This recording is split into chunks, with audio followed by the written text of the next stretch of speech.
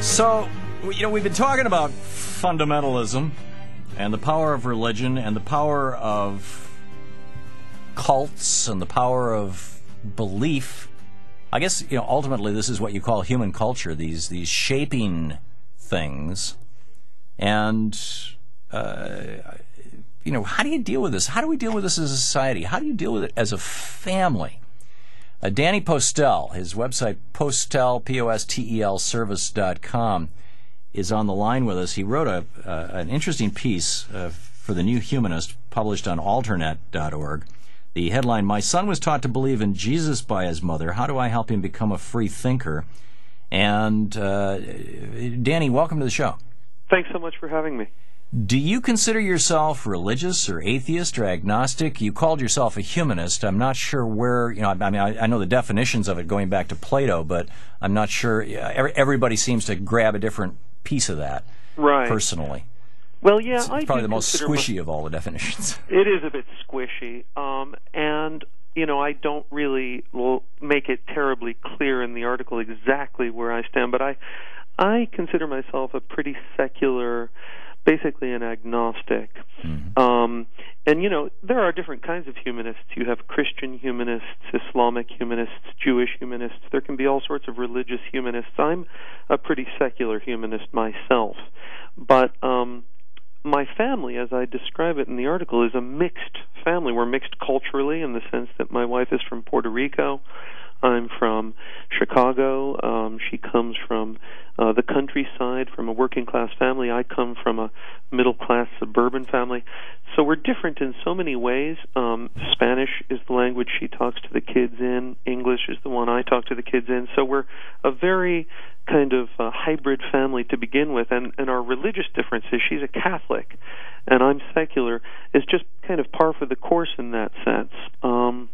So you asked, and to get to the point here, you start out this article. I mean, our question: what if your child is stuck in a fundamentalist or highly fundamentalist church by your ex, for example? And in this case, apparently you're still married, and you think it's wrong. Your son came to you and said, "Why did Jesus invent butterflies if they die after 2 weeks?" And this caused you to hit the panic button. Why did you hit the panic button? Well, I should say that, my son is only 6 years old, the son who asked that question. And little kids have all sorts of questions like that. They're curious, they're a little bit confused, they, hear things maybe at church. My kids go to church with their mother sometimes on Sundays. And, they don't have all the facts. They don't know, as much as adults might about some of these things, although they probably know more than some adults do. But I should say, my wife's church is not a fundamentalist church. It's just a very mainstream Catholic church. But my wife taught my sons to believe that Jesus was God. And so in my son's mind... Which is Catholic and generally Christian dogma. Yeah. It's a very standard Christian view. Right.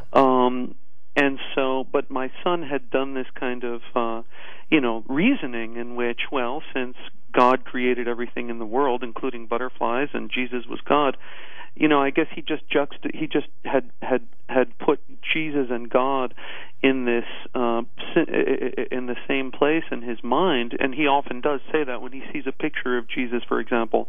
He says, "There's God, Daddy."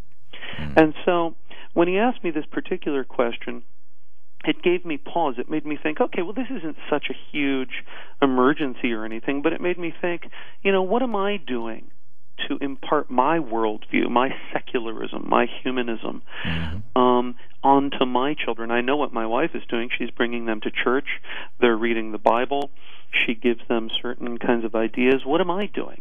I read books with my kids, but they're not necessarily, they don't directly tackle these questions necessarily, and I started to worry a little bit. I'm not uncomfortable about the fact that my kid's mother is a Christian and the fact that they are being influenced by that in and of itself, but if that led them to hold certain literalist beliefs, like, for example, that evolution is wrong, that God created the earth and humans exactly as they are now, a certain number of years ago, those kind of literalist, fundamentalist Christian beliefs. If my kids did eventually believe something like that, I'd be really uncomfortable with that as a humanist.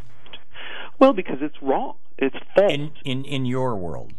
I mean, it would be right in their world. I don't hold those beliefs, and yet, right. and yet I would have a very hard time saying to somebody who did that they shouldn't, unless they were either A, trying to impose them on me in some way, or B, using them to justify some sort of what I would consider to be violence, using them to justify stealing from me or harming me or taking something of mine or whatever. I think socially and politically, I agree with you. We just have to accept that other people have very different views from us. But when it's your own children, it hits home a little different. I would be unhappy. I'll be really honest. I would be very uncomfortable if my children held literalist views that we know scientifically to be untrue. Right. I don't believe that that is just a question of opinion. That is a question of scientific fact. And the dirty little secret, Tom, is that most Christian theologians and philosophers of religion, the thinkers, the intellectuals of the church, know that evolution is true. The Catholic Church officially accepts evolution, the truth of evolutionary theory, but most practicing Catholics in the world don't even know that. Well, and the same may well be true of Protestant denominations as well. Again, this isn't just this isn't about any one particular. Frankly, I don't think this is about any one particular religion. I mean, no, it's not. I'm just looking back at my own upbringing. My father, I didn't know that my father was an atheist until a year before he died. Interesting. And my mom was very, very. She was not a literalist fundamentalist. We never discussed dogma. We didn't sit around and read the Bible. But she took us to church every Sunday, and she every night would come, tuck me in, and we'd say our prayers together. And to this day, I find comfort in prayer, even though intellectually there's a part of me that goes, "There's nobody there you're talking to." I'm probably intellectually a deist and emotionally a Christian. Interesting. And who knows? That might be where my children end up. But that's part of what I say in the article, is that my own anxieties and panic about where my children might end up on these questions, that I did try to buy some books that I thought might serve as a counterbalance to the Bible reading and the church going that they were getting from their mother. But then in the process of reading these books about humanism, these books about being skeptical about religious teachings, in the process of reading those books with my kids, I realized, this might not really be the answer either. I mean, why try to counter-indoctrinate? Isn't counter-indoctrination just another form of indoctrination? This might be a fool's errand, I concluded. Well, which brings us to the third issue, and this is one that you didn't address in your article, but I'd like to bring up, and that is, should we, as a society, be teaching comparative religion in schools? So that the Adam and Eve story is told alongside the story of the lotus flower growing out of the navel of Vishnu. And that's told alongside the story of the great turtle, on which the earth rests. And that's told alongside the story, there's all these different creation stories that all these different religions and tribes and ethnic groups and whatnot have.